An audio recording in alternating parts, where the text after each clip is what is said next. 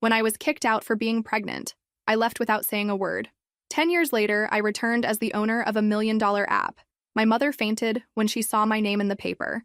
My name is Melissa Anderson, and I'm 34 years old. I'm sitting here staring at the front page of the Boston Globe where my face appears next to the headline, "Former Outcast Transforms Prenatal Care App into $75 million Empire." 3 hours ago, I received a call from my cousin Jenna. "Mel, your mother fainted when she saw the newspaper. They called you a tech genius who overcame family abandonment." Everyone's calling. I didn't cry. I didn't celebrate. I simply hung up the phone, sat in my corner office overlooking the Boston skyline, and thought about how exactly 10 years ago, I was kicked out of my home with nothing but a suitcase and a positive pregnancy test. "You have 24 hours to leave this house," were the last words I heard from my mother. I didn't beg. I didn't shed a tear in front of her. I just nodded, went upstairs, packed my bags, and left without saying a word. Today, I'm not just telling my story. I'm sharing a lesson about building something from nothing when the people who are supposed to love you unconditionally turn their backs on you. Where are you watching from today? Drop your location in the comments below and hit that like and subscribe button if you've ever felt rejected by the people who should have protected you.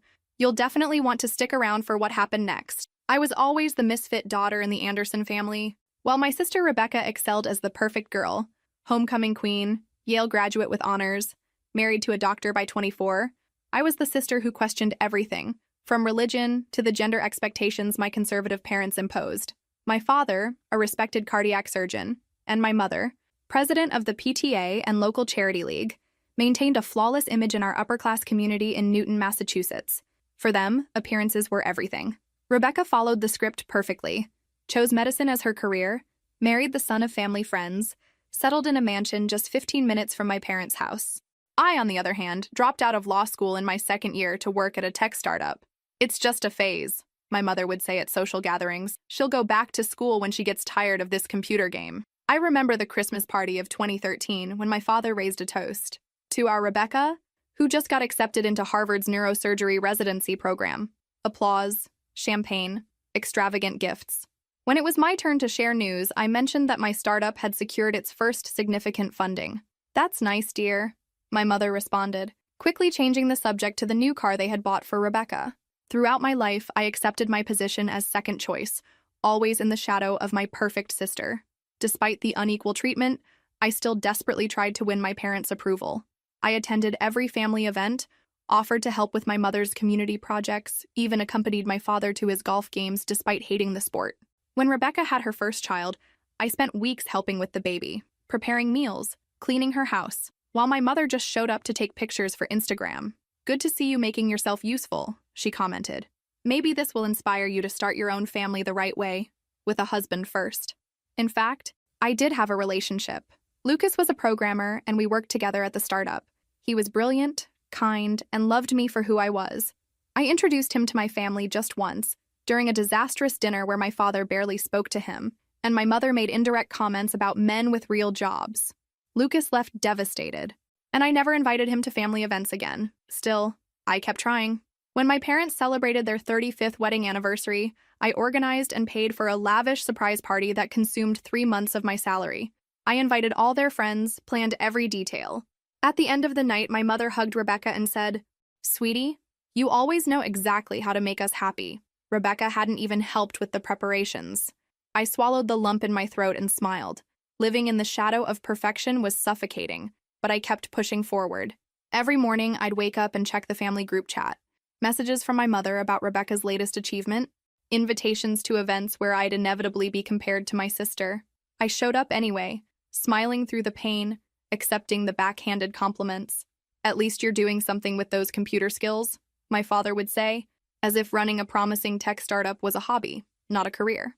The startup was my escape. Between lines of code and investor meetings, I found my voice. Our app helped small businesses track inventory efficiently. Nothing revolutionary, but solid. Lucas and I were more than colleagues by then. Late nights debugging turned into dinner dates, and soon we were inseparable. "You're brilliant, Mel," he'd tell me when I solved a particularly challenging problem. "Your parents have no idea what they're missing." I believed him sometimes, but years of conditioning are hard to break. For my 24th birthday, my parents gifted Rebecca a spa weekend for all her hard work with the children. I received a gift card to a department store with a note suggesting I buy some professional clothes for when you decide to get a real job. I tucked the card into my wallet and thanked them politely. That night, Lucas took me to dinner at a small Italian restaurant. "I have something for you," he said, sliding a small box across the table. My heart skipped. Was this it? The proposal that might finally make me acceptable in my parents' eyes? Inside was a delicate silver bracelet with a small computer chip charm. "Because you're changing the world, one line of code at a time," he explained. I wore it everywhere.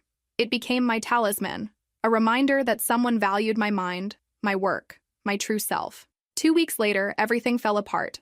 Our main investor pulled out unexpectedly. The startup was hemorrhaging money. Lucas and I were working 18-hour days trying to save it, snapping at each other from stress and exhaustion. "Maybe we should take a break," he suggested one night, after a particularly heated argument about our coding architecture. "Just until things stabilize." I agreed, too tired to fight.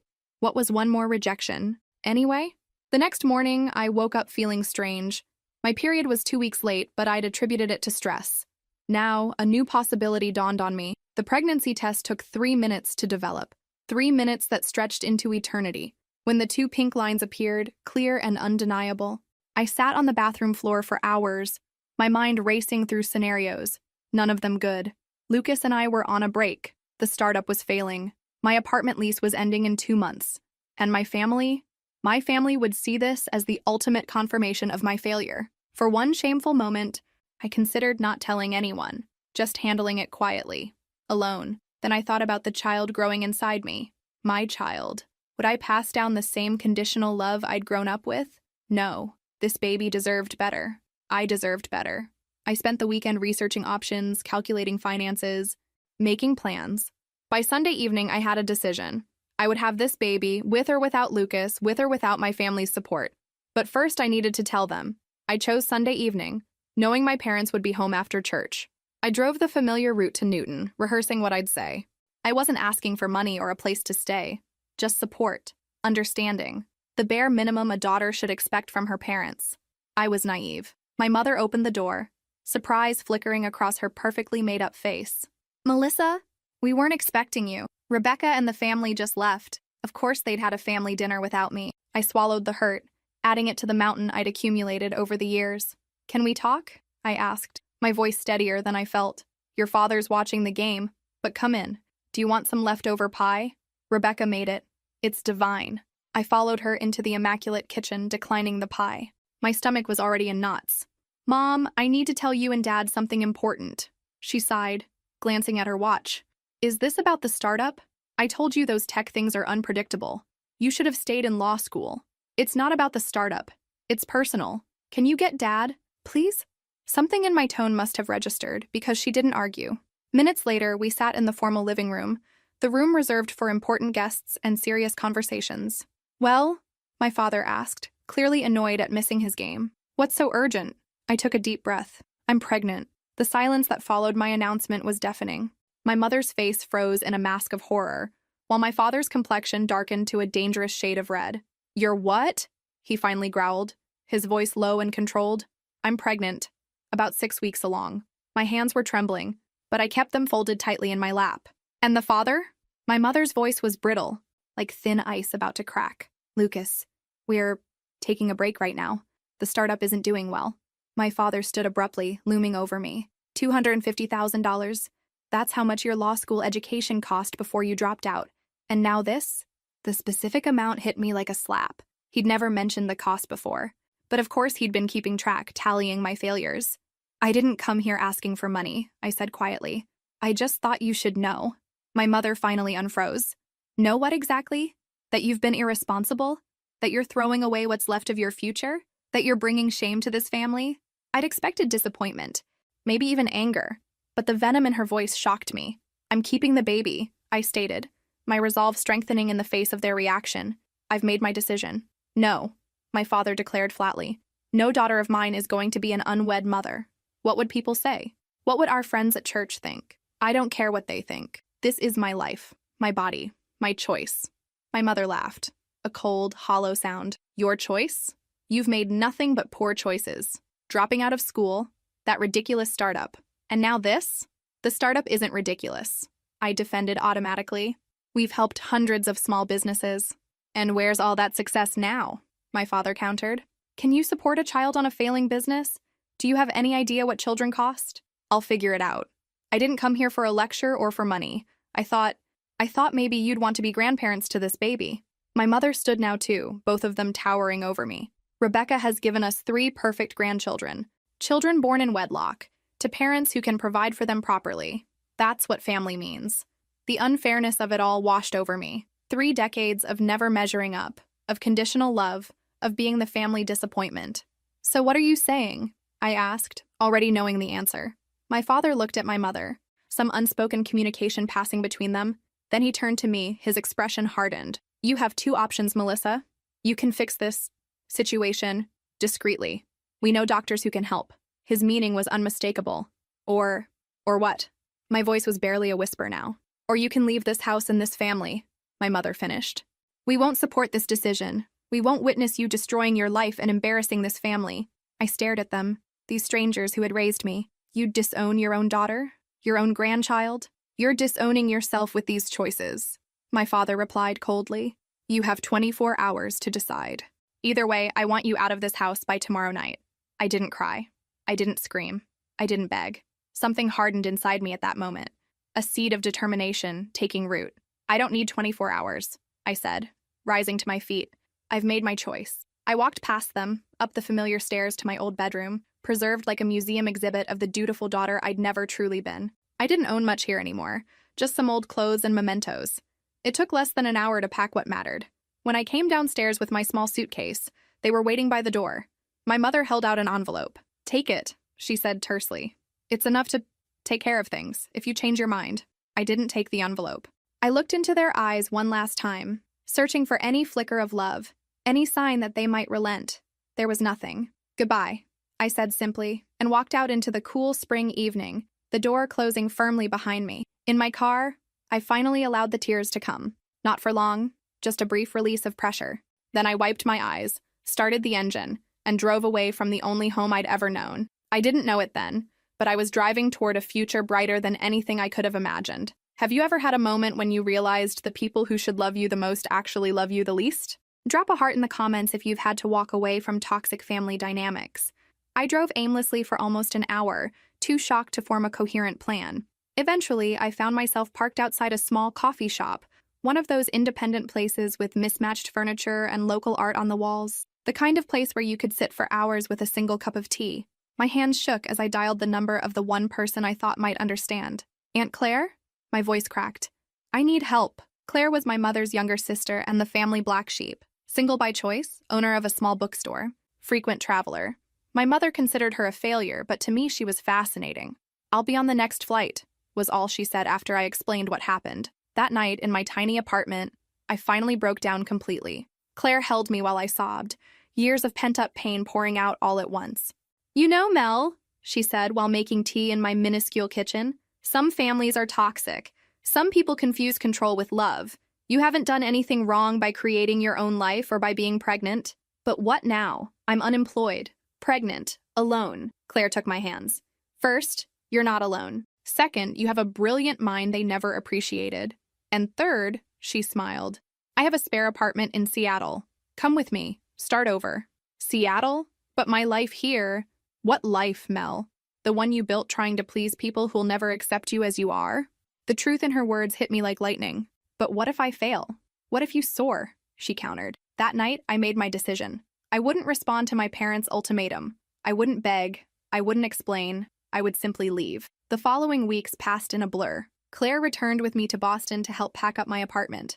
I sold almost everything, keeping only essentials. My parents never called once.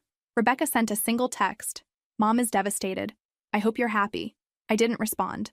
I contacted Lucas to inform him about the pregnancy. He seemed frightened, then resigned. I'm not ready to be a father, Mel. I'm sorry. He offered to pay for an abortion. When I explained I was keeping the baby, he signed parental rights waiver documents without hesitation. I considered seeking child support, but decided I preferred to raise my child completely on my own terms, without complicated connections to someone who clearly didn't want to be part of our lives. As for the startup, it closed its doors permanently a month after I left Boston. The inventory management app we'd worked so hard on became just another failed tech venture, our code and dreams lost in the digital graveyard. I learned this through a former colleague who emailed to check if I was okay after my sudden departure. I didn't reply. In Seattle, Claire's apartment was small, but welcoming, with a view of Puget Sound. "It's temporary," she explained, "just until you find your way." Besides hosting me, Claire offered me a fair-paying job at the bookstore, allowing me to save for my future plans. During those first months, as my belly grew, I fell into a routine of helping at her bookstore during the day and staying up late researching on my laptop. The idea for the app came naturally. As a single pregnant woman, I discovered existing resources for expectant mothers assumed a traditional family structure. Where were the apps for women like me? I started coding at night, building a prototype for a pregnancy app that offered not just medical tracking, but resources for single mothers, local community options, and legal advice for establishing parental rights and child support. When Sophia was born on a rainy November morning, I had a working prototype and a business plan. I held my daughter in my arms and promised her, "We're going to build something important together, something that will help other women like us." Claire took a photo of us in that moment. Years later, that photo would become part of the origin story of Birthright, my app that revolutionized prenatal care. But at that moment, we were just an exhausted mother, a newborn baby, and an idea that might change everything. If you've ever had to completely reinvent yourself, type "new beginning" in the comments. I want to know if you too found your strength in your darkest moments. The first 2 years were the hardest. I worked at the bookstore during the day, cared for Sophia at night, and developed the app in the hours I could steal between diapers and feedings. Aunt Claire was my guardian angel, watching Sophia when I needed a few uninterrupted hours to code. 6 months after Sophia's birth, I secured a spot in a Seattle startup accelerator focused on women entrepreneurs. My pitch about Birthright, now a beta app with 500 local users, impressed investors enough to secure initial funding of $150,000. It was the first moment I felt that maybe, just maybe, everything would work out. With the funding, I hired 2 programmers to help refine the app. I couldn't have built Birthright alone. The technical challenges were too complex for one sleep-deprived new mother. My background gave me enough knowledge to create the initial prototype, but these experienced developers helped transform my vision into a robust platform. One of them, Maya, became particularly invested in the project, as her sister had recently become a single mother. I moved into a small 2-bedroom apartment near Claire's bookstore. I established a routine that allowed me to be both mother and CEO, waking at 5 a.m. to work before Sophia stirred, taking her to daycare 3 times a week, working frantically until pickup time, then spending our evenings together. Our big break came when a major business magazine put us on their startups to watch list, leading to an exponential increase in users and investor interest. Within months, our app had grown from a few thousand to tens of thousands of users. At no point did I attempt to contact my family. In the beginning, I obsessively checked my phone, hoping for a message, a call, any sign they missed me. Eventually, that habit faded. Through Claire, I received occasional updates. Rebecca had 2 more children. My parents renovated the house. Life continued without me. On Sophia's 3rd birthday, I made a decision. I would no longer be defined by my family's rejection. From now on, I would look only forward. That night, after putting Sophia to bed, I sat in my small makeshift office and wrote a letter to my parents. It wasn't a letter of reconciliation or anger. It was a letter of farewell to people I would never again allow to hurt me. I never sent it, but the act of writing it was liberating. The next day, I pitched Birthright to a group of San Francisco venture capitalists. I walked out with a $2 million investment and the determination to turn my small startup into something extraordinary. As Birthright grew, so did my confidence. I hired a diverse team of women who understood our mission, many of them single mothers themselves. We expanded the app's features based on real user feedback, adding telemedicine options, virtual support groups, and even a financial planning module specifically designed for single-parent households. By Sophia's 5th birthday, we had offices in Seattle and San Francisco, over 50 employees, and more than 500,000 active users across the country.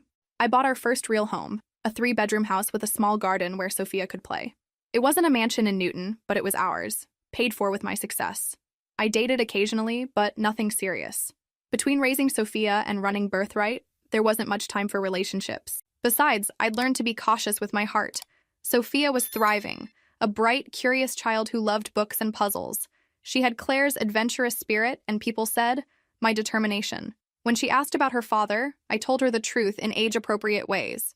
When she asked about my parents, I simply said they lived far away and weren't able to be part of our lives. Are they mean people? She asked once, her 5-year-old logic cutting straight to the point. No, sweetie, I replied after careful consideration. They just have very strict ideas about how people should live their lives. And I chose a different path. I like our path, she declared, hugging me fiercely. Me too, baby. Me too. One ordinary Tuesday, everything changed again. I was reviewing quarterly reports in my office when my assistant knocked. There's a call for you. Someone named Rebecca Anderson. She says she's your sister. 7 years of silence. And now this. My hands trembled slightly as I picked up the phone. Mel? Her voice was exactly as I remembered. It's been a long time. Yes, I replied, unsure what else to say. I saw an article about you in Business Insider. Your app. It's impressive. Really impressive. Thank you. An awkward pause followed. Then she said, Mom and Dad saw it too. My heart raced. And? They want to see you and meet Sophia. Another pause. We all do. I closed my eyes, memories flooding back. The Christmas parties where I was invisible. The anniversary dinner where my efforts went unacknowledged. The night they gave me 24 hours to leave. Why now, Rebecca? Is it because I'm successful? Because the article mentioned a recent funding round of $30 million? That's not fair, she protested. They're getting older. They've had time to think. People can change, Mel. Can they? I wondered. Or do they just adapt their tactics when their old ones stop working? I need time to think about this, I finally said. And I need to consider what's best for Sophia. Of course, Rebecca replied. Just don't wait too long. Life is short, Mel. After hanging up, I sat motionless, staring out at the Seattle skyline. Was I ready to let them back into my life? More importantly, was I ready to let them into Sophia's? 3 weeks passed before I responded to Rebecca's call. 3 weeks of internal debates, sleepless nights, and long conversations with Claire. They don't deserve your forgiveness, Claire said over wine one evening after Sophia was asleep. Maybe it's not about what they deserve, I replied. Maybe it's about what I need, what Sophia might need. And what's that? I swirled the wine in my glass, watching the burgundy liquid catch the light. Closure, maybe, or setting a different example for Sophia about dealing with difficult people. Just be careful, Mel. Leopards rarely change their spots. I called Rebecca on a Sunday evening, when I knew my parents would likely be home. I'm willing to consider a visit, I told her, but I have conditions. Sophia comes first. Any sign of rejection or judgment toward her and we're gone. No second chances. That's fair, Rebecca agreed quickly. When can you come? As fate would have it, I was scheduled to speak at a major tech conference in Boston in 2 months. Early June, I said. We'll stay at a hotel, not at the house. Mom and Dad won't like that, Rebecca warned. That's non-negotiable. This isn't a family reunion, Rebecca. It's a carefully controlled experiment. The weeks leading up to the trip were a whirlwind. Birthright secured another major investment, bringing our valuation to $75 million. We launched in 2 additional countries. I hired a COO to handle daily operations, giving me more flexibility for the future. Through it all, I prepared Sophia carefully for the meeting. At 9 years old, she was perceptive and curious about the grandparents she'd never met. Why haven't they wanted to meet me before? She asked one night as I tucked her in. The question broke my heart.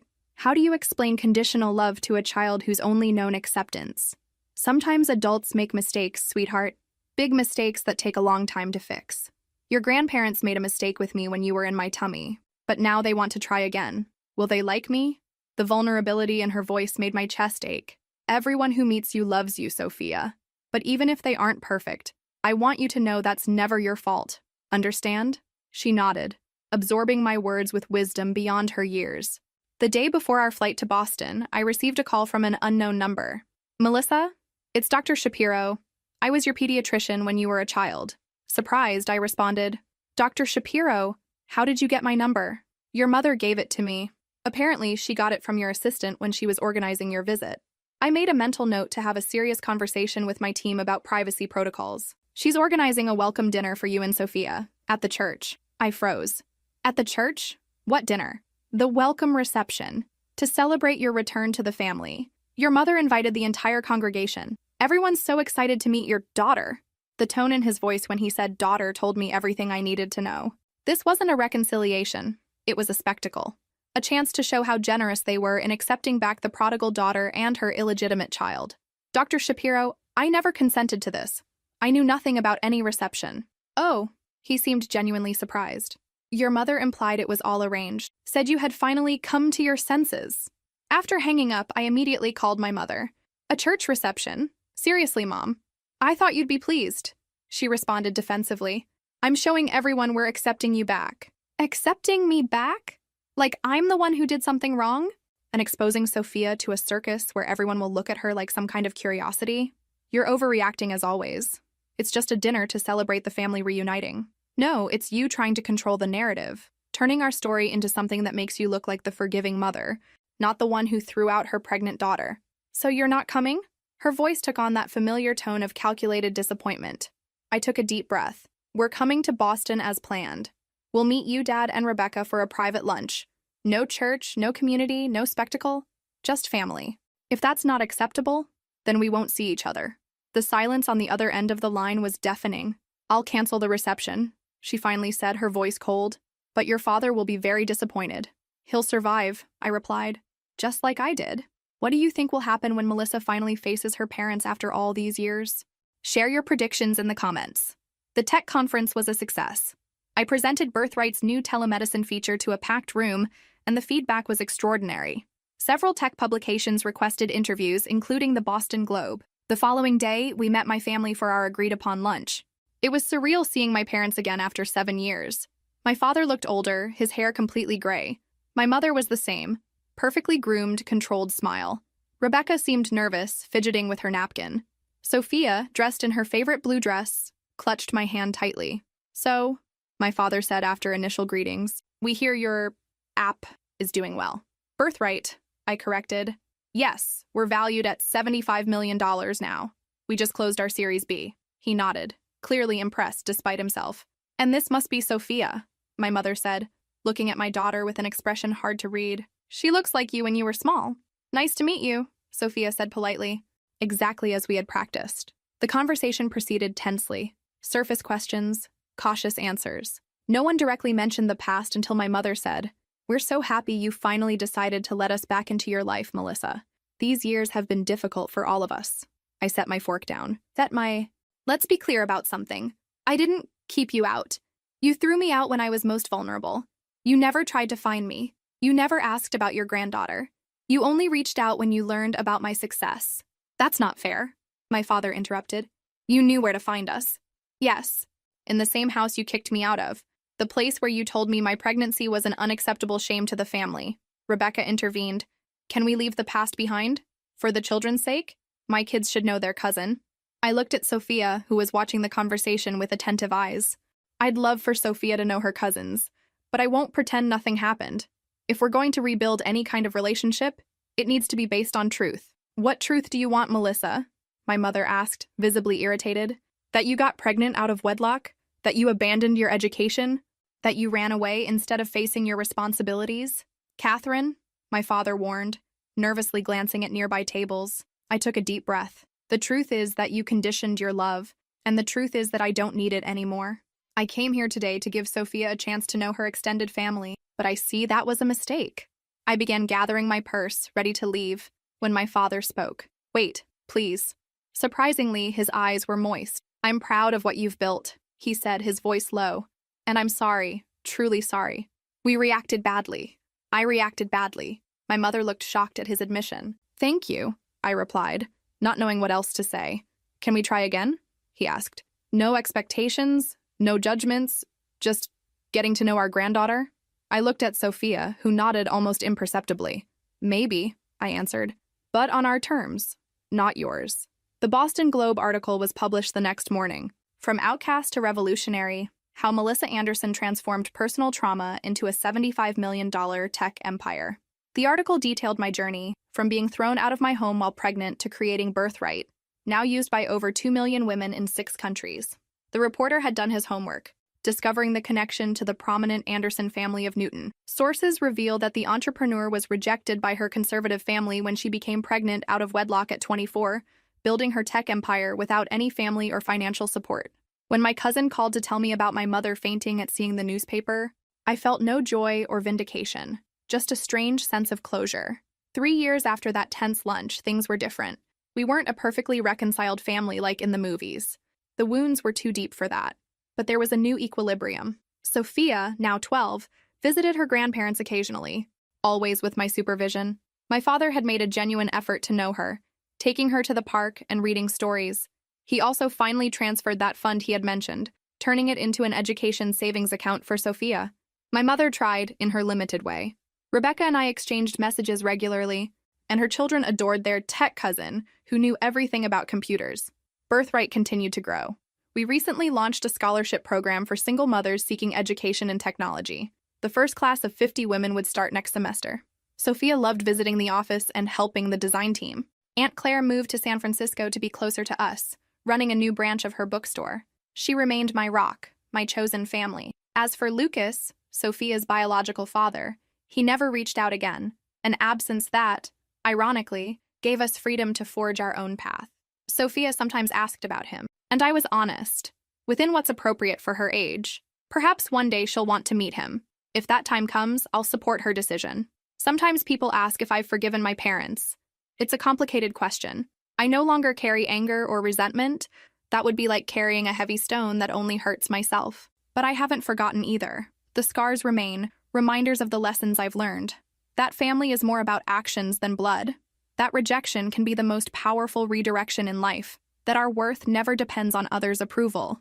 That sometimes we need to lose everything to discover our true strength. If you're watching this and going through your own moment of rejection or crisis, remember, your story doesn't end at the hardest chapter. What seems like your ending might just be the beginning of something extraordinary. I'm Melissa Anderson. I was kicked out for being pregnant.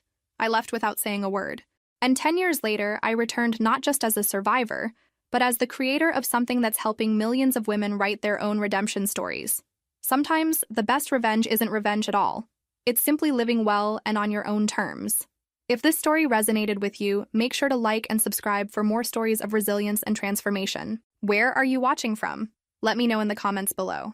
6 months after the Boston Globe article, my phone rang with an unexpected call. It was my father. "Melissa, I'd like to visit you and Sophia in San Francisco. Just me. No mother, no Rebecca. Just a grandfather wanting to know his granddaughter better." I hesitated, caught off guard by the request. After our cautious lunch in Boston, we'd maintained minimal contact, holiday calls, occasional photos sent through Rebecca. Nothing substantial.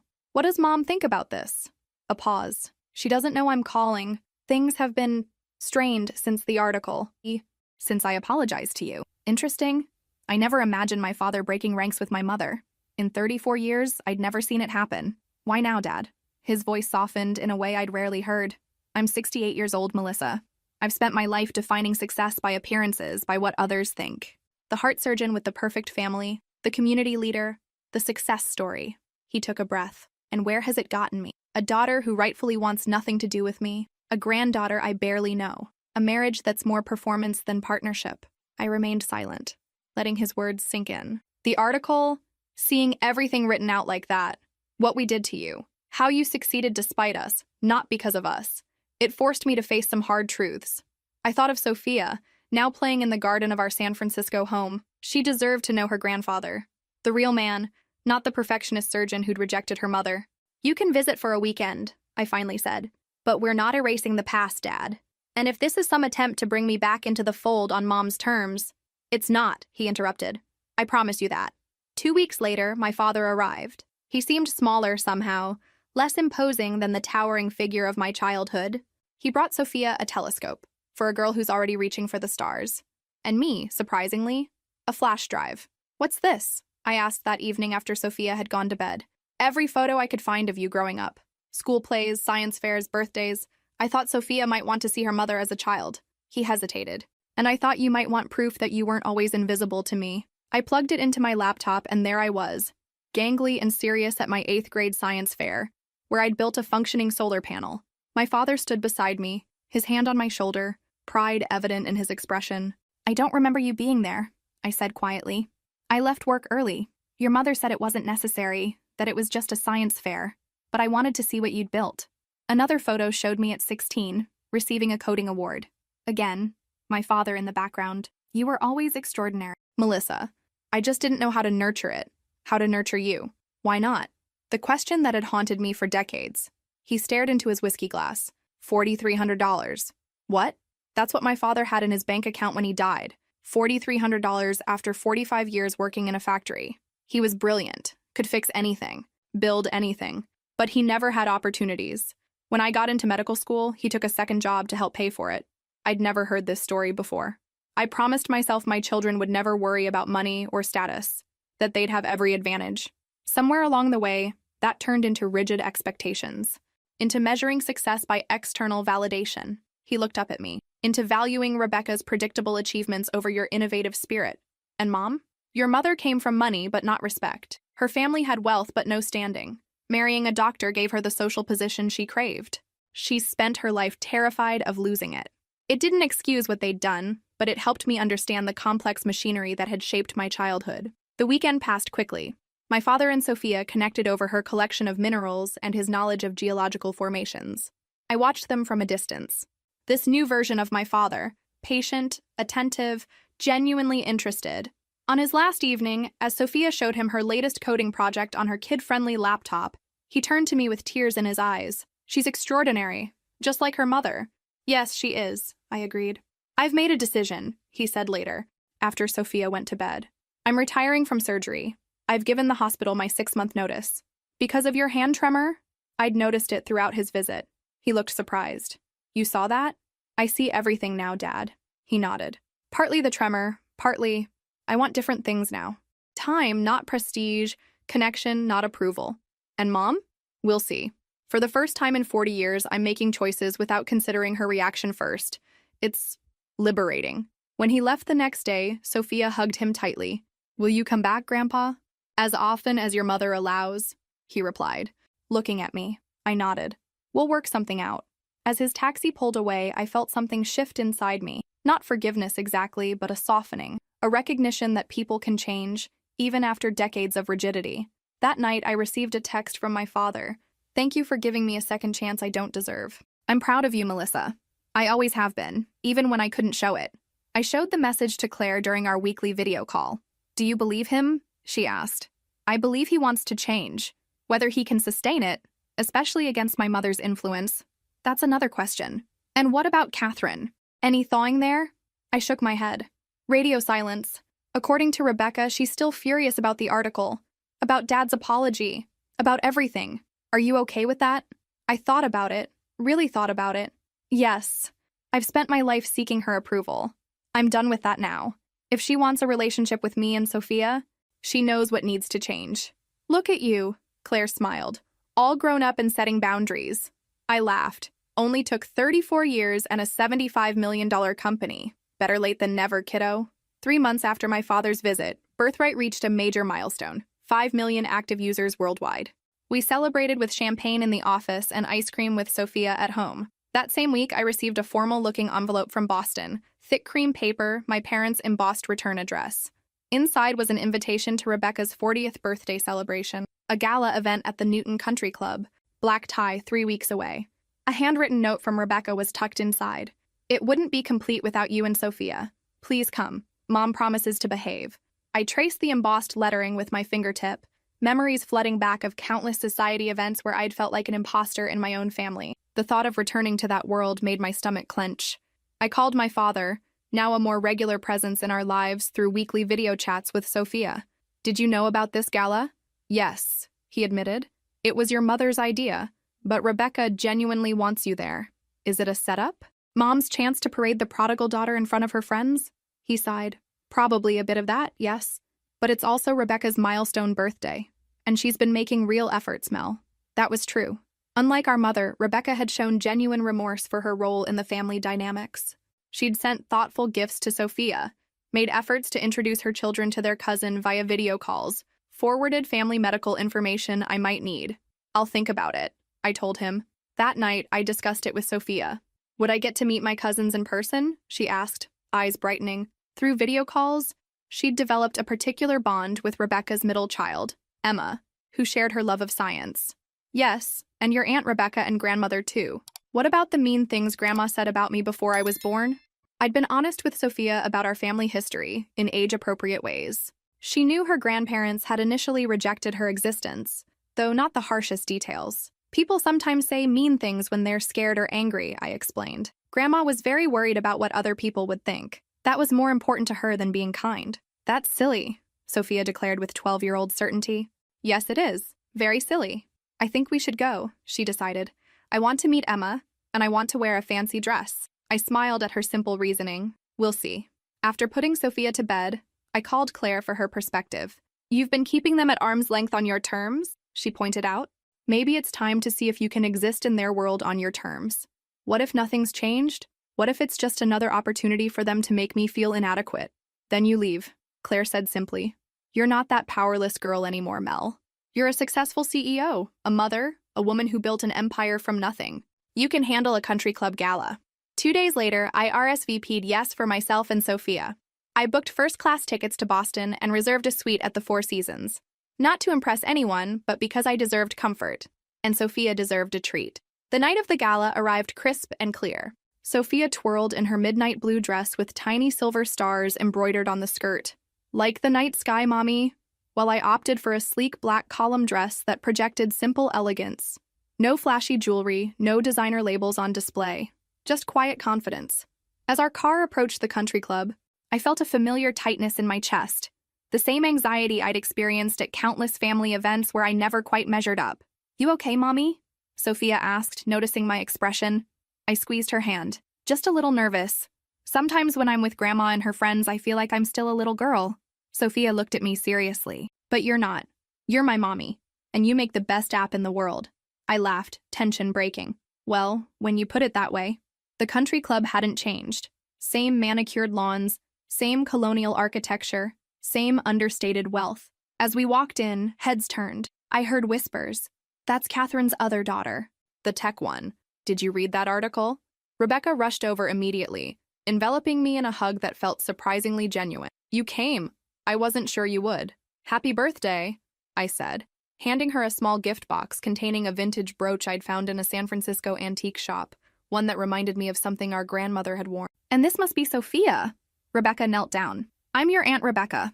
I'm so happy to finally meet you in person. Sophia, suddenly shy, managed a quiet happy birthday, before spotting her cousins across the room and perking up. Is that Emma? Rebecca smiled. Yes. She's been talking about meeting you all week. Want to go say hi? As Sophia ran off to meet her cousins, I braced myself for the inevitable encounter with my mother. I didn't have to wait long. Melissa. She air-kissed both my cheeks, keeping physical contact to a minimum. That dress is simple, but it suits you. 7 words, 2 backhanded compliments. Some things never change. Mother, you look well? She did. Expertly colored hair, designer dress, not a wrinkle in sight despite being in her mid-60s. I wasn't sure you'd come. You've been so independent these past years. Rebecca asked. I've always had time for people who genuinely want me in their lives. Her smile tightened almost imperceptibly. Well, everyone's been asking about you. The Boston Globe article made quite a splash in our circle. And there it was. The real reason for my invitation. Not reconciliation, but damage control. A chance to show her friends that the family rift had been mended, that she had magnanimously welcomed back her wayward daughter. I'm sure it did, I replied coolly. If you'll excuse me, I should check on Sophia. As I turned to walk away, she caught my arm. We're seated at the head table, of course. You and Sophia will be joining us. I gently removed her hand. Of course. The evening proceeded like a carefully choreographed dance. I made polite conversation with old family friends, answered questions about birthright, watched Sophia play with her cousins. My father, surprisingly, stayed by my side for much of the night, running interference when conversations became too probing or judgmental. During dinner, my mother tapped her glass for attention. We're so blessed to celebrate Rebecca's birthday with family and dear friends. Especially blessed to have our daughter Melissa and granddaughter Sophia joining us from California. Some of you know that Melissa has become quite successful with her technology company. The pause before technology company spoke volumes. We always knew she would find her way eventually, she continued with a tight smile. Family is everything to us Andersons, no matter what. The irony was so thick I could barely breathe. I felt all eyes on me, waiting for my response. The old Melissa would have smiled politely, accepting the rewriting of history, the erasure of pain. But I wasn't that Melissa anymore. I raised my own glass. To Rebecca on her birthday, and to family, both the ones we're born into and the ones we choose. To second chances when they're earned. And to truth, without which love is just performance. A murmur rippled through the table. My mother's smile froze. My father reached under the table and squeezed my hand. Rebecca, ever the peacemaker, quickly steered the conversation to safer topics. But something had shifted. I'd claimed my narrative, refusing to let it be sanitized for public consumption. Later, as Sophia played with her cousins during dessert, my mother cornered me on the terrace. "That was unnecessary," she hissed. "This is Rebecca's night." "Which is why I didn't tell the full story," I replied evenly. "About being thrown out, about the years of silence, about you only reaching out when you saw my success in the press. You're determined to paint us as villains." "No, Mother. I'm determined to live in truth. If that makes you uncomfortable, perhaps you should examine why." She smoothed her already perfect hair, a nervous habit I remembered from childhood. "Your father has been different since your visit. Distant. Questioning everything. Is that what you wanted? To turn him against me after 40 years of marriage?" For the first time, I saw something new in her expression. Fear. Not of public opinion, but of losing control. Of losing my father. "I don't want to turn anyone against you. I just won't pretend anymore. For your sake, for mine, or for appearances. So what do you want? Melissa? What will it take to put this ugliness behind us?" I looked through the terrace doors at Sophia, laughing with her cousins. At my father, watching them with genuine joy. At Rebecca, who despite her flaws was trying to bridge our family's divides. "Acknowledgement," I said finally. "Not just privately, but within our family and your social circle. Acknowledgement that you and Dad made a cruel choice. That you valued appearances over your daughter and granddaughter. That's the starting point. And then, if I humiliate myself like that, then we start building something new. Not the old relationship where I constantly sought approval I never received. Something honest, something that makes space for who I actually am, not who you wished I was." She stared at me for a long moment. "You've changed." "Yes," I agreed. "That's what happens when you stop trying to please people who can't be pleased." Inside, the band began playing for Rebecca's first dance. My mother looked torn between continuing our conversation and maintaining appearances by being present for the moment. "Go," I said gently. "It's Rebecca's night." As she walked away, back straight, smile firmly in place, I wondered if anything I'd said had penetrated decades of carefully constructed facades. I doubted it. But for the first time, I realized it didn't matter. I no longer needed her to change to be whole myself. The morning after Rebecca's gala, I took Sophia to the Boston Children's Museum, a deliberate choice to create a positive memory in a city that held so much pain for me. Watching her explore exhibits with unbridled enthusiasm, I marveled at her resilience, her openness to joy despite the complicated family dynamics swirling around her. My phone buzzed with a text from my father. "Breakfast tomorrow before your flight? Just the three of us." I replied with a simple, "yes," then pocketed my phone and focused on Sophia's adventure through the museum's bubble room. The next morning, we met my father at a quiet cafe near our hotel. He looked tired, with dark circles under his eyes suggesting a sleepless night. "Everything okay, Dad?" I asked after we ordered. He managed a smile for Sophia, who was coloring the children's menu, before responding quietly. "Your mother and I had a long conversation after the gala. Several conversations, actually." Something in his tone made me sit up straighter. "About?" "Everything. The past. How we treated you. What happens next." He hesitated. "I told her I wasn't willing to pretend anymore either. That if she wanted to salvage any relationship with you and Sophia, she needed to face reality." "How did that go?" He gave a humorless laugh. "About as well as you'd expect. She accused me of betraying her, said I was rewriting history to assuage my guilt." Sophia looked up at the tension in his voice. I quickly suggested she explore the cafe's small bookshelf in the corner, within sight, but out of earshot. "I'm sorry," I said once she was browsing books. "I never intended to come between you and Mom." "You didn't," he replied firmly. "Decades of avoidance and performance did that. Your return just forced us to face what we've been ignoring." Our food arrived, momentarily pausing the conversation. When Sophia returned to the table, the discussion shifted to lighter topics. Her school in San Francisco, my father's retirement plans, places in Boston we might visit on our next trip. As we were preparing to leave, my father handed me an envelope. "Don't open this now," he said. "Wait until you're home." The flight back to San Francisco was smooth, Sophia sleeping most of the way after our busy weekend. Back home, after putting her to bed, I finally opened my father's envelope. Inside was a check for $1 million and a letter. "Melissa," it began, "this isn't atonement. No amount could serve that purpose. It's not an investment in birthright. Your company's success is entirely your own achievement. This represents what would have been yours had we supported you from the beginning. Education funds, the trust from your grandparents that we withheld, a decade of birthday and Christmas gifts never given. It's yours without conditions. Use it, return it, donate it. Whatever you choose will be right. I'm making changes in my life that I should have made years ago. Your mother and I are entering counseling. I've stepped down from hospital boards to focus on what truly matters. I've consulted an attorney about ensuring Sophia's place in our will, regardless of what happens between your mother and me. You asked for acknowledgement. I'm starting with this letter, but there will be more. The truth deserves to be spoken, however uncomfortable. With admiration and love that I should have expressed long ago, Dad. I sat with the letter for a long time, emotions washing over me in waves. The check represented a fortune to most people, but its monetary value wasn't what moved me. It was the concrete acknowledgement of wrong, the tangible evidence of change. The next morning, I called him. I got your letter, I said when he answered. And? I don't need the money, Dad. I know you don't, he replied.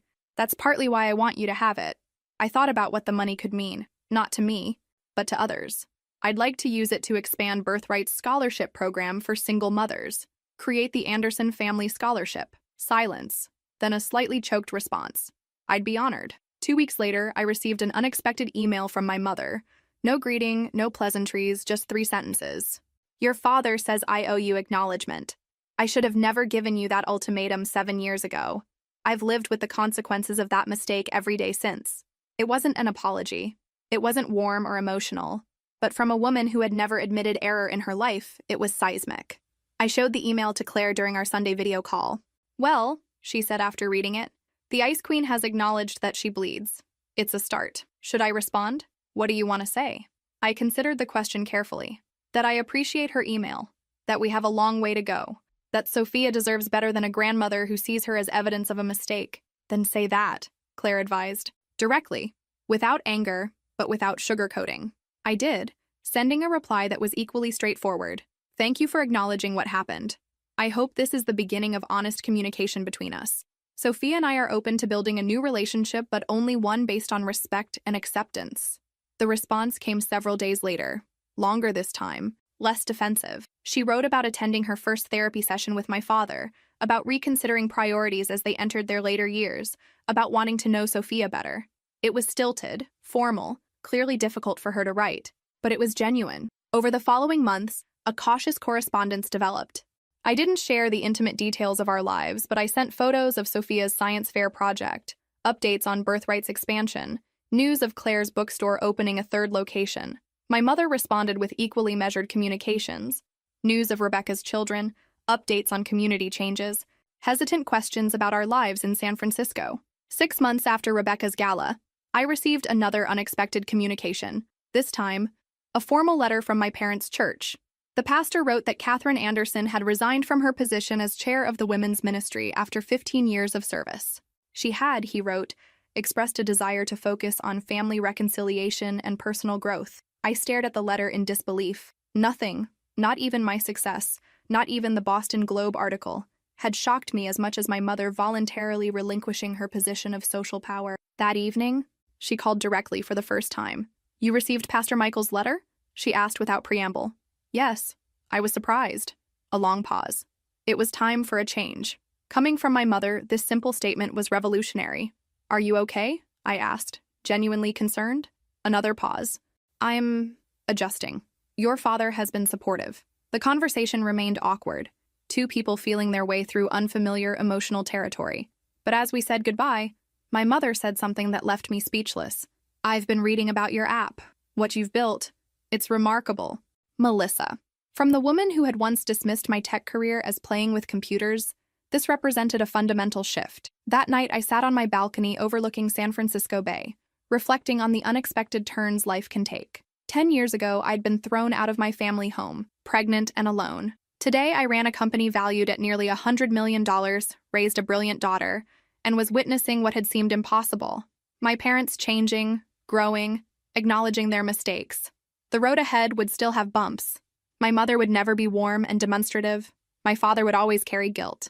But something new was emerging from the ashes of our broken family. Something authentic, if imperfect. The next morning, I called a family meeting with Sophia and Claire. How would you feel about spending Christmas in Boston this year? I asked Sophia. Her eyes widened. With Grandpa and Grandma and Aunt Rebecca?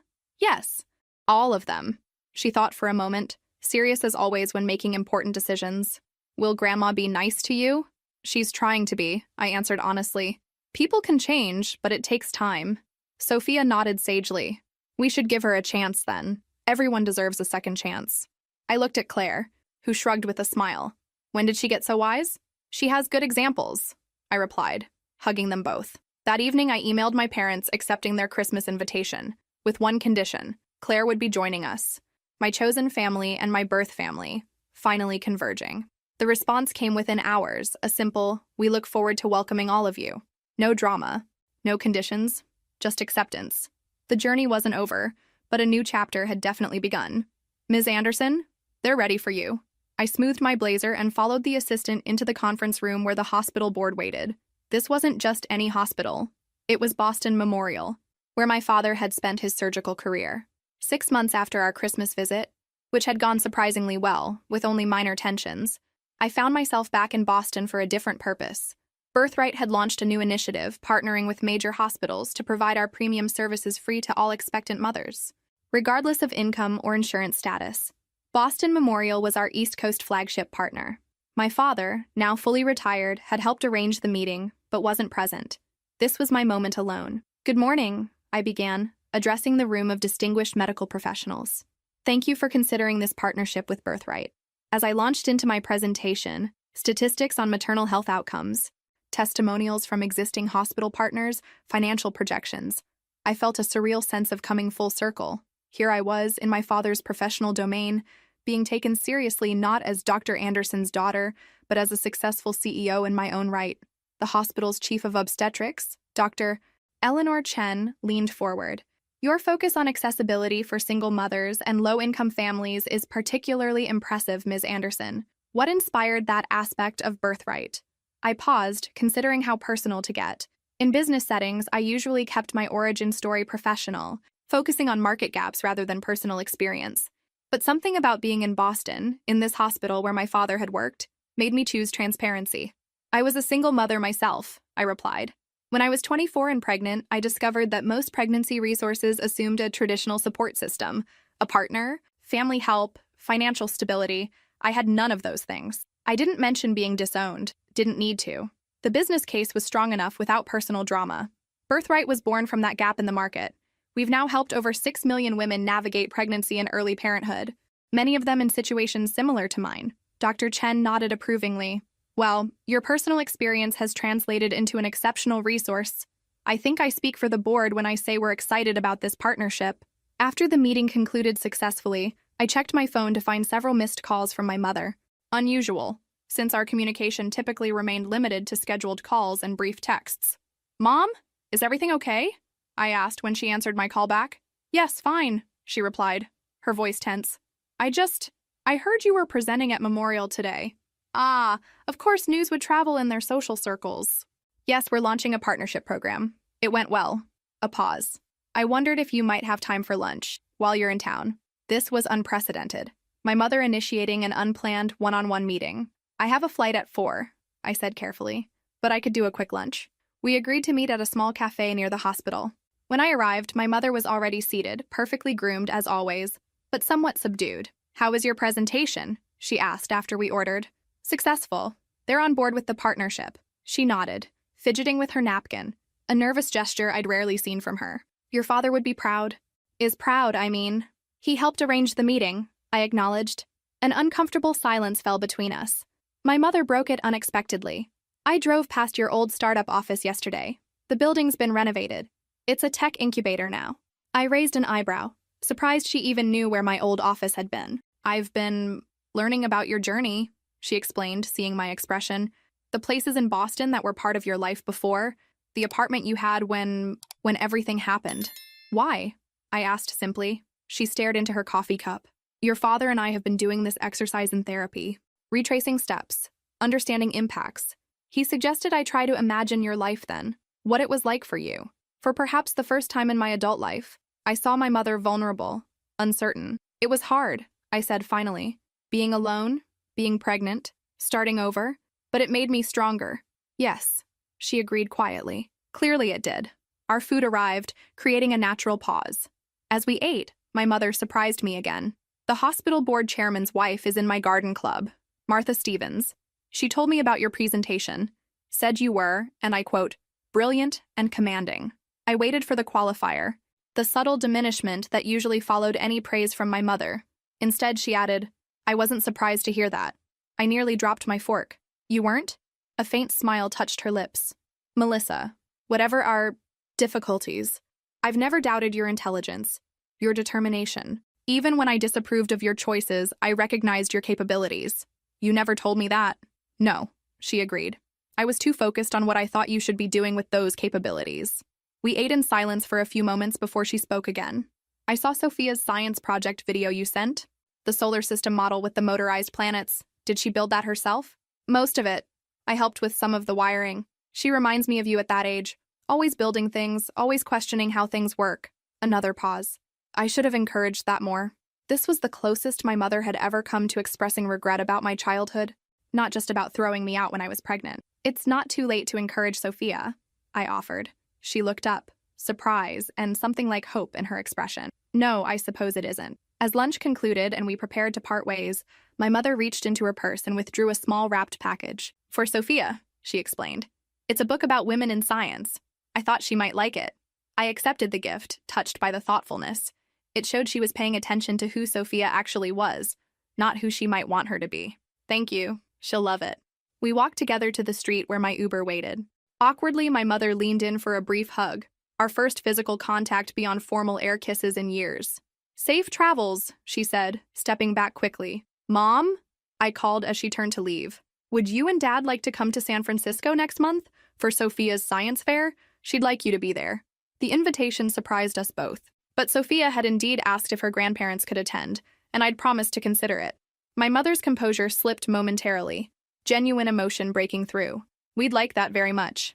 As my Uber pulled away, I reflected on how much had changed in a year. The woman who had once given me 24 hours to leave her house was now making tentative efforts to understand my life, to connect with my daughter on Sophia's terms, not hers. Change didn't erase the past. The pain of rejection, the years of absence, these weren't negated by recent improvements, but perhaps they could be balanced by something new, something honest. That evening on the flight home, I drafted an email to my leadership team outlining the hospital partnership's next steps. As I worked, a notification appeared, an email from my mother with the subject line, "Thank you." The message was brief. I appreciated our lunch today. I've purchased the books for your guest room in preparation for our visit next month. Looking forward to seeing Sophia's science project in person. Attached was a receipt from a Boston bookstore, children's books about coding, space exploration, and women scientists. Books selected for who Sophia actually was, not who my mother might wish her to be. It was a small thing, but in the context of our relationship, it felt monumental. I thought about calling Claire to discuss these developments, but decided to wait until I was home. Some emotions were too complex to process at 30,000 feet. Instead, I opened my laptop's photo folder and found a recent picture of Sophia in our backyard, proudly displaying her science project. I set it as my desktop background, a reminder of what truly mattered. Not the past hurts, not the company valuation, but the bright-eyed child who had changed everything. The flight attendant stopped by my seat. Heading home? She asked, noticing the photo. Yes, I replied with a smile. Home to my daughter. The word home felt right in a way it never had in Boston. Home wasn't a place anymore. It was wherever Sophia was, wherever we built our life together. Whatever happened with my parents, with birthright, with any other aspect of my life, that core truth remained unchanged. I closed my laptop and gazed out the window at the sunset, painting the clouds in gold and pink. There was something poetic about flying west, toward home, leaving the East Coast and its complicated history behind. Not forever, but with healthy distance. My phone buzzed with a text from Sophia. Miss you, Mommy. Claire and I made pasta from scratch. When are you coming home? I smiled and typed back, on my way right now. Save me some pasta. Love you more than all the stars. Her reply came instantly. Love you more than all the stars and planets combined. Our little ritual started years ago when she first became fascinated with astronomy.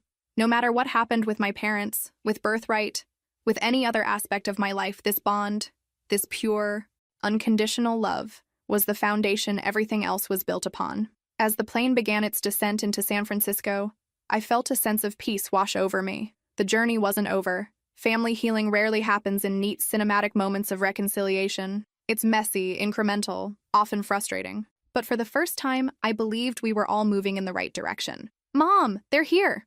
Sophia's excited voice echoed through our San Francisco home as the doorbell rang.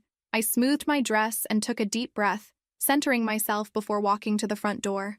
It had been 3 years since that first tense lunch in Boston, 3 years of careful rebuilding, of boundaries tested and respected, of relationships gradually transformed. Today marked a significant milestone. My parents were visiting for Sophia's 12th birthday celebration, not just for a brief appearance, but for a full week's stay in our guest room. I opened the door to find them standing side by side, my father carrying 2 suitcases, my mother holding an elegantly wrapped gift. They looked older, but somehow lighter than in years past, as if they'd set down burdens they'd carried for decades. "Welcome to San Francisco," I said, stepping aside to let them enter. "How was your flight?" "Uneventful?" "Thankfully," my father replied, setting down the luggage to embrace me briefly. My mother handed Sophia her gift before offering me a slightly awkward hug. "The house is lovely, Melissa. Those bay windows get wonderful light."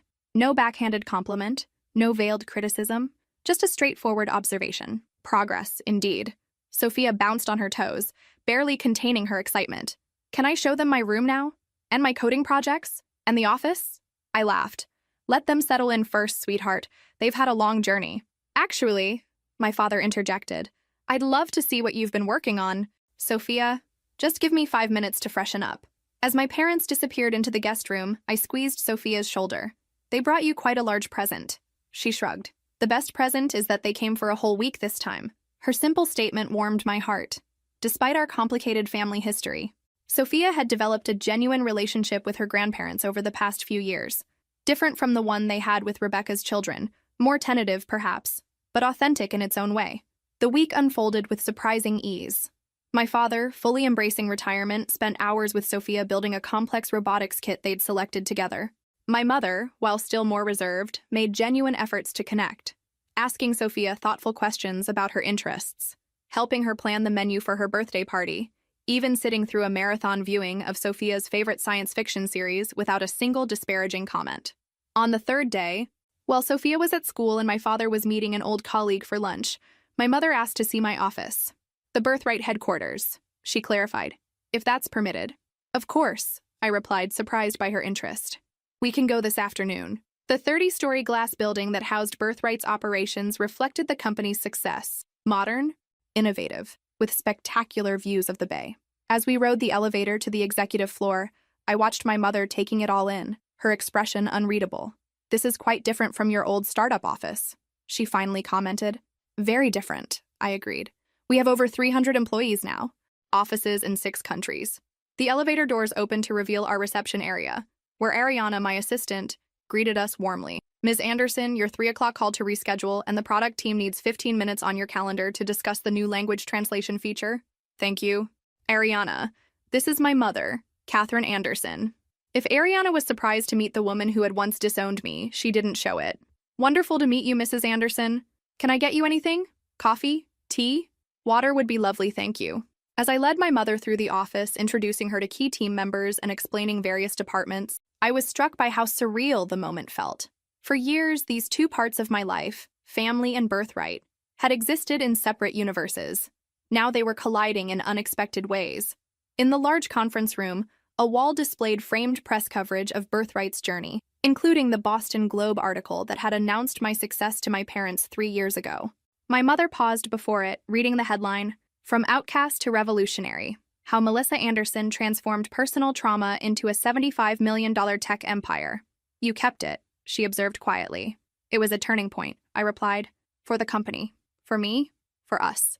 She nodded, moving along to examine other items in the room. Awards, recognitions, photos of Birthright-sponsored events. She stopped at a large photograph of me holding a newborn, surrounded by hospital staff. "Our 1,000th birth," I explained. "Baby Zoe in Chicago. Her mother used Birthright throughout her pregnancy." "And this?" She pointed to a framed certificate. "The Anderson Family Scholarship Program. We've helped over 300 single mothers complete their education while raising children." She touched the frame lightly. "Our name." "Yes. Thank you for that," she said simply, "for including us in something so important." We continued the tour, ending in my corner office with its panoramic view of the Golden Gate Bridge. My mother sat in one of the visitor chairs, looking not at the view, but at the collection of photos on my desk. Sophia at various ages, Claire at the opening of her newest bookstore, our small family at holidays and celebrations. "You've built something remarkable here, Melissa," she said finally. "Not just the company, your life. Thank you. I keep thinking about what might have been different," she continued, her voice taking on an unusual vulnerability. "If we had supported you when you told us you were pregnant, if we had welcomed Sophia from the beginning. We can't change the past." "Mom, no." She met my eyes directly. "But I want you to know that I recognize what was lost, what I threw away. 10 years with my granddaughter. 10 years of your achievements." I sat across from her, letting her words sink in. This was the most direct acknowledgement she had ever offered about the damage her actions had caused. "I appreciate that," I said finally. "Your father adapted more easily than I did," she admitted. "He connected with Sophia immediately. With you, it's been harder for me, I know. I was raised to believe there was only one right way to live, one acceptable path. When you deviated from that," she trailed off, gathering her thoughts. "I thought I was protecting our family's reputation. Now I realize I was just protecting my own rigid worldview." The woman sitting before me seemed almost like a stranger, vulnerable, reflective, honest in a way my mother had never been. "What changed?" I asked. "After all these years?" She considered the question carefully. "Seeing your success was part of it, the article. But mostly," she paused, "mostly it was the realization that I'd lost you, that your father was pulling away too, that my perfect life was empty without genuine connection." She smoothed her skirt, a gesture I recognized from childhood, something she did when emotions threatened to overwhelm her carefully maintained composure. "I'm not good at this, Melissa. Admitting mistakes, showing feelings, but I'm trying to learn. For Sophia, for you, for myself." I reached across the desk and took her hand, a gesture that would have been unimaginable a few years earlier. "That's all any of us can do. Try to be better tomorrow than we were yesterday." That evening, as we celebrated Sophia's birthday with a small dinner party, Claire, my parents, a few of Sophia's close friends and their parents, I watched my mother help Sophia arrange candles on her cake, their heads bent together in concentration. My father caught my eye from across the room and smiled, a silent acknowledgement of how far we had all come. Later, after guests had departed and Sophia had gone to bed surrounded by new books and science kits, I joined my parents on the back deck. The San Francisco night was cool, but not cold, the sky clear enough to see a few stubborn stars fighting through the city's light pollution. "She's extraordinary," my father said, gazing toward Sophia's darkened bedroom window. "Reminds me of you at that age. The curiosity, the determination. She has advantages I didn't," I replied, then immediately regretted the edge in my voice. But my father nodded. "Yes, a mother who supports her unconditionally, who celebrates her exactly as she is." We sat in companionable silence for a while, listening to the distant sounds of the city. "Birthright is opening a research center," I said eventually, "focused on improving maternal health outcomes for underserved communities. We're breaking ground next month." "That's wonderful," my mother said. "Where will it be located?" "Boston, actually. We're partnering with several hospitals there, including Memorial." My father looked surprised. "You never mentioned this." "It's been in development for a while. We wanted everything finalized before making announcements." "Will you be spending more time in Boston then?" my mother asked, trying to sound casual. "Some. Sophia and I will still be based here, but we'll visit more frequently." I hesitated before adding, "She might enjoy spending some of her school breaks with you, if that's something you'd be interested in." The offer hung in the air between us. Not just increased visits, but a suggestion of greater integration of our lives after years of careful separation. "We'd like that very much," my father answered for both of them. "Very much indeed." 10 years ago, I sat in my car outside my parents' house, a positive pregnancy test in my purse, their ultimatum ringing in my ears. I drove away that night believing I had lost everything. Instead, I had found myself, found my strength, my purpose, my voice, created a company that helped millions of women, raised a daughter who knew her worth couldn't be measured by others' approval. And now, in life's strange and winding way, I had found a new relationship with my parents. Not perfect, not without complications, but authentic in a way our old relationship never was. As we sat together under the San Francisco stars, I thought about the many women who had shared their stories with me over the years. Women who used Birthright during their own difficult pregnancies. Women who found themselves alone and scared as I once had been. I had built Birthright to be the support system I'd needed but didn't have. In doing so, I'd created something larger than myself, larger than my personal story of rejection and redemption. "What are you thinking about?" my father asked, noticing my distant expression. "The power of starting over," I replied, "of building something new from nothing." My mother reached over and squeezed my hand briefly, a small gesture from a woman who had rarely shown physical affection, but meaningful in its spontaneity. "You've taught us about that," she said quietly, "about beginning again when it seems impossible." As the night deepened around us, I felt a sense of completion, not because everything was perfect or because all wounds were healed, but because I had finally stopped defining myself by what I had lost. Instead, I celebrated what I had built: a successful company, a loving home for my daughter, and yes, even this new, honest relationship with my parents. I am Melissa Anderson. I was once kicked out for being pregnant. I left without saying a word.